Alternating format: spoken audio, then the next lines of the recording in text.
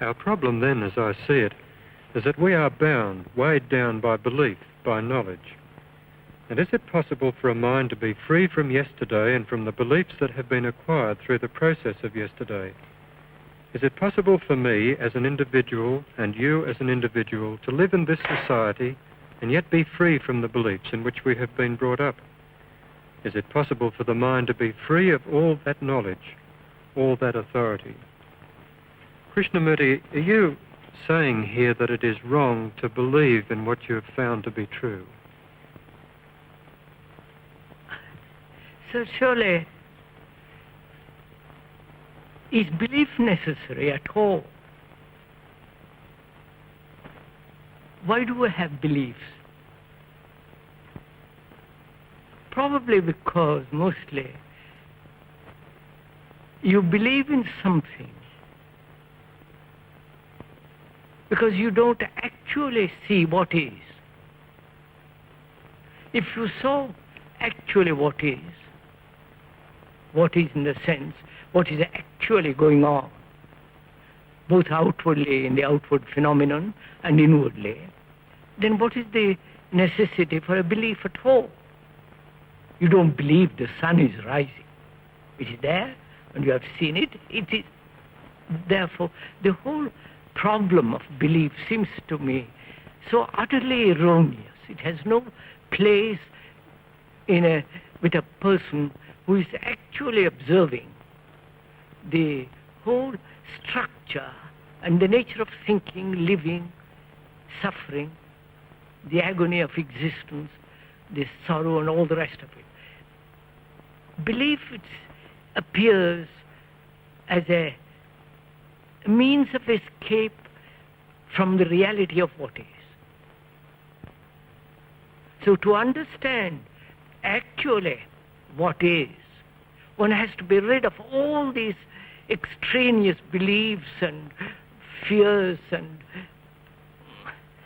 hopes and be able to look actually, not theoretically, not abstractly, but actually look what is taking place in the world outside, with all the racial conflicts, with wars, the division between religions, the Catholic, the Protestant, the Hindu, Muslim, all the divisions have created such havoc in the world. And by observing all that, one sees what actually, how this has come about. Because in oneself, one is conditioned by society, by the culture one lives in. If you live in India, you become a Hindu or Muslim, or if you live in Europe, you're a Catholic or a Protestant. It's the environment that conditions the culture that shapes the mind. The culture being the knowledge, the tradition, the various beliefs. And surely a mind that's conditioned as a communist, as a Catholic, or as a Hindu, or what you will, surely is incapable of being free to observe. To observe the extraordinary complex structure of society, and also still more complex psychological structure of oneself. Because oneself is the world. We have created the world. And the world is me and you. We cannot separate the two. And so to understand the world, one has to understand oneself. To change the social structure, which is obviously needs colossal change, one has to change oneself because one is part of this society. So the change must begin with the human being, not with this outward structure. Because the human being is confused. The human being is conditioned. He believes, and therefore there is a contradiction in himself. And therefore he is really deeply confused. And if he wants to change the social structure, the change from confusion only breeds more confusion. Whereas if he could bring about clarity within himself, and from that clarity act, then such an action is really a deep psychological revolution. That revolution is absolutely necessary. This means, doesn't it, a completely different view of education, for after all, education is implanting beliefs these days. Obviously. Education now as it is really a cultivation of a vast field, a cultivation of a corner of a vast field. We are concerned with that little corner, which is technological knowledge, conditioning the mind with knowledge, with information, and neglecting the whole field. And therefore, there is an imbalance. Technologically, one has gone very far, and psychologically, one is very, very primitive. One is still at the stage of a tribal conflict with their beliefs, with their gods, with their separate nationalities and armies and all the rest of it, which is really a continuation of the tribal existence. And apparently, we don't see in education that is immensely important to cultivate, to understand the whole field and not just one corner of it. The other thing about this, Krishnamurti, is that how can an individual who is part of the system get outside the system in order to observe it and himself? You know, sir, the word individuality, the individual, means indivisible, an entity who is in himself indivisible, which means non-contradictory, in himself. But the individual human being is contradictory in himself. He is not an individual. He is broken up, he is fragmented in himself. Now, and so being contradictory, being divided in himself, his activity, his social structure, his morality is obviously fragmentary, contradictory. Therefore, he becomes a hypocrite. So the problem is not how to change the individual, but can the human being, who is part of this vast structure, which he himself has created, can that human being radically, psychologically change? Not the society. The society is the relationship between individuals. And can the human mind, which is so conditioned after so many centuries, can it uncondition itself completely? Be free from being a Catholic, a Hindu, a communist, a socialist, and see that he is part of this human structure, part of the world, and not the Catholic world or the communist world. Well, if he can, how can he? That's the problem. How can he see? First of all, one has to be aware of what is going on both outwardly and inwardly.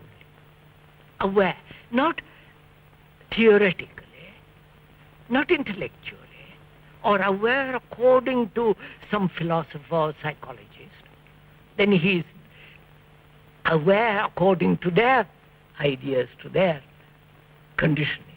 Whereas to be aware what he is actually, his problems, his miseries, his suffering, his extraordinary sense of brutality, violence, to be aware of all that. And from that awareness comes clarity. And that means he must be tremendously interested in life, not in some awful, absurd theory, whether it be theory of the Catholics or the Hindus. Well, then how do you get people to be aware in your sense of this? I don't think you can get people. If they are interested, they will be. But if you force them to be interested through propaganda, then propaganda becomes all important, not the people. After all religions have been that.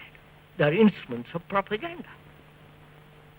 Christianity, with their belief, with their saviors, with their virgin, all the rest of it, with their saints, is the result of 2,000 years of propaganda, dinning into people every day. Believe, believe, believe. You're saved, you're this, you're that. The other day, when I was in Rome, I speak Italian and so on, the priest was absolutely mesmerizing the people by repeating it on for a whole half an hour. Naturally, the people then are mesmerized into belief. So all that has to be set aside, which means facing the fear to stand alone, fear to discard all this absurdity, all this, if I may use the word, circus, which has become a religion. So to discard all that implies the man must be aware and so become very sensitive and very alert and therefore intelligent. It is that intelligence that's going to change society. Not he's throwing a bomb at it. The response to a challenge as violence is the most primitive form of response. Therefore, the question really is whether the human mind, as it is, living in this world, with the wars, with the economic inequalities, with the immorality of society, and society is immoral, whether he can be totally good in the sense, be free of violence, free of aggression. And violence is an outward expression of fear. I don't know if you have noticed that when whole cities are crowded as they are now, overpopulated, the lack of space makes people violent. The very lack of survival is making everything violent. So I think one has to really go into all this, not as an idea, not as a belief, but one has to understand all this in oneself. One must have tremendous passion to find out all this. Because self-knowledge is the beginning of wisdom. And wisdom you can't buy it in a book or from another. In your travels around the world, Krishnamurti, have you found that the younger generation have got this kind of thirst for awareness and self-knowledge? I think from what one has observed both in America and Europe and India, this sense of a revolt, which most young people have, is a revolt because what has society to offer them, actually, except going to business, or join the army, or go to the moon, or where you will. But actually, what has society, the culture, has to offer them? Nothing. if you look at it. And therefore, the more intelligent, the more sensitive, the more alert, they say this is all wrong. We must change the very fabric of education. And the vested interest won't have it. The vested interest says we must go slowly. You know, the good old business. And therefore there is this conflict. Because after all, human mind does seek more than bread and butter. It wants something beyond all this, which has meaning, which has significance, which has depth and passion and interest. But just when society, the culture says you're going to become a businessman or become a professor or become a soldier, I mean, go. And it's therefore the revolt all through the world. They may not express it in so many ways, at such depth, but there are indications of that. But unfortunately, they want to change society by throwing bombs and violence. Any physical revolution, as one has observed, must lead inevitably to tyranny, to dictatorship, either of the few or of the bureaucracy. So this psychological revolution of which we're talking about is the most important thing. That will bring about a change in the world. You've been rather critical of religions. You yourself must have a religious view of life. Could you tell me your own particular outlook on religion? So that, I mean, what is religion? Actually, what is religion? First of all, to find out what is religion, we must negate what it is not. I don't know if you... What is not, then it is. It's like what is not love. Which love is not hate, love is not jealousy, love is not ambition, love is not the violence. So when you negate all that, the other is, which is compassion. In the same way, if you negate what is not religion, then you find out what is true religion. That is, what is the truly religious mind. First of all, therefore, belief is not religion. And the authority which the churches, the organized religions assume, is not religion.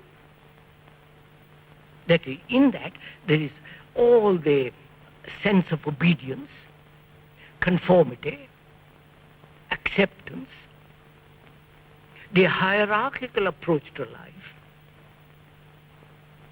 the division between the Protestant, the Catholic, the Hindu, the Muslim, and all, that's not religion. So when you negate all that, which means you are no longer a Hindu, no longer a Catholic, no longer belonging to any sectarian outlook, then your mind then asks, what is then truly religion? This is not with their rituals, with their masters, with their savior. That's not religion. Therefore, when the mind discards that intelligently because it has seen it is not, then what is religion? Religion is not what I think, but religion is this sense of comprehension of the totality of existence, in which there is no division between you and me. Then, if there is that quality of goodness, which is virtue, real virtue, not this phony virtue of society, real virtue, then the mind can go beyond and find out through meditation, through a deep, quiet silence, you can find out if there is such thing as reality. And therefore, a religious mind is a mind that is constantly aware, sensitive, attentive, so that it goes beyond itself into a dimension where there is no time at all. What you're saying, Krishnamurti, seems to me that man has no need of any power outside of himself. Obviously not, sir. The power of the outside agency is self-created. I can't live properly in this world, and I hope somebody outside is going to help me. But I have created, as a human being, the social structure, the misery, the confusion, the enormous suffering. We have created this. Unless we change it, outside agency is not going to change it. Either the communist outside agency, the Politburo, or the Hindu center, or the Catholic center. So one has to have the clarity to observe all this. And what do you make of death? So that is an immense question, you see. Again, you see, we have made life into a hideous thing, living. Life has become a battle, which is an obvious fact. Constant fight. And we have divorced that living from death. We separate death as something horrible, something to be frightened about. And we say, and to us this living, which is misery, is we accept. If we didn't accept this existence as misery, then life and death are the same movement. Like love, death, and living are one. One must totally die to find what love is. And to go into this question of what is death, what lies beyond death, whether there is reincarnation, whether there is a resurrection, all that becomes rather meaningless if you don't know how to live. If the human being knows how to live in this world without conflict, then death has quite a different meaning. Now, to understand death really, one has to go into the question of what is it that dies? The physical organism obviously is going to end because we have misused it. We have really destroyed the intelligence of the organism itself. And to us, death is something to be avoided. And as it exists, we believe. We believe in something beyond. There is something beyond, far greater than any of our belief. There's something tremendously great, which the mind cannot possibly grasp, a mind which is in such chaos, which is in such contradiction.